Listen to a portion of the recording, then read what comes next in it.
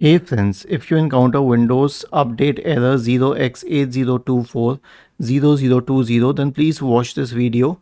I will guide you through the resolution. Open the registry editor, search for registry editor in the Windows search bar and click on this. Now we have a path here and I'll show you first and then I'll read out the path to you. Okay.